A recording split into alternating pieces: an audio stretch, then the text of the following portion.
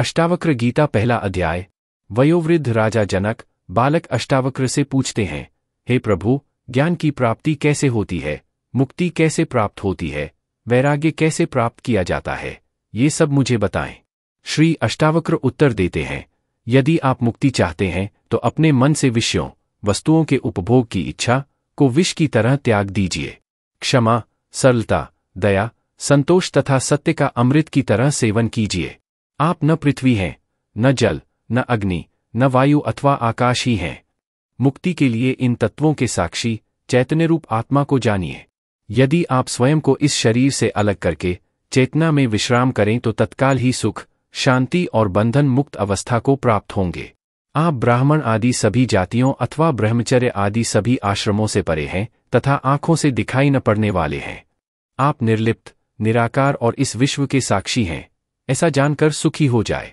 धर्म, अधर्म, सुख, दुख मस्तिष्क से जुड़े हैं, सर्वव्यापक आपसे नहीं। न आप करने वाले हैं और न भोगने वाले हैं, आप सदा मुक्त ही हैं। आप समस्त विश्व के एकमात्र दृष्टा हैं, सदा मुक्त ही हैं। आपका बंधन केवल इतना है कि आप दृष्टा किसी और को समझते हैं। अहंकार रूपी महासर्प के प्रभाववश आप मैं करता हूं ऐसा मान लेते हैं। मैं करता नहीं हूं, इस विश्वास रूपी अमृत को पीकर सुखी हो जाइए। मैं एक विशुद्ध ज्ञान हूं, इस निश्चय रूपी अग्नि से गहन अज्ञान वन को जला दें, इस प्रकार शोकरहित होकर सुखी हो जाए। जहां ये विश्व रस्सी में सर्प की तरह अवास्तविक लगे, उस आनंद, परम आनंद की अनुभूति करके सुख से रहें। स्वयं को मुक्त मानने वाला मुक्त ही है और बद्ध मानने वाला बंधा हुआ ही है। यह कहावत सत्य ही है कि जैसी बुद्धि होती है वैसी ही गति होती है। आत्मा साक्षी, सर्वव्यापी, पूर्ण, एक, मुक्त, चेतन, अक्रिय, असंग, इच्छा रहित एवं शांत है। ब्रह्मवश ही ये सांसारिक प्रतीत होती है। अपरिवर्तनीय, चेतन व अद्वैत आत्मा का चिंतन करें और मैं के ब्रह्म रूपी आभास से मुक्त होकर बाह्य विश्व की अपने अंदर ही भावना करें।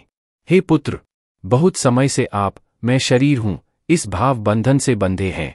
स्वयं को अनुभव कर ज्ञान रूपी तलवार से इस बंधन को काटकर सुखी हो जाए। आप असंग, अक्रिय, स्वयं प्रकाशवान तथा सर्वथा दोषमुक्त हैं। आपका ध्यान द्वारा मस्तिष्क को शांत रखने का प्रयत्न ही बंधन है। यह विश्व तुम्हारे द्वारा व्याप्त किया हुआ है, वास्तव में तुमने इसे व्याप्त किया हुआ है। तुम शुद्ध और ज्ञान स्वरूप हो, छोटेपन की भावना से ग्रस्त मत हो। आप इच्छारहित, विकाररहित, घन, ठोस, शीतलता के धाम, अगाध बुद्धिमान हैं। शांत होकर केवल चैतन्य की इच्छा वाले हो जाइए। आकार को असत्य जानकर निराकार को ही चिरस्थायी मानिए। इस तत्व को समझ लेने के बाद पुनः जन्म लेना संभव नहीं है।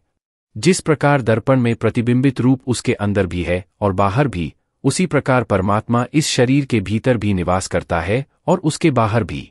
जिस प्रकार एक ही आकाश पात्र के भीतर और बाहर व्याप्त है, उसी प्रकार शाश्वत और सतत परमात्मा समस्त प्राणियों में विद्यमान है।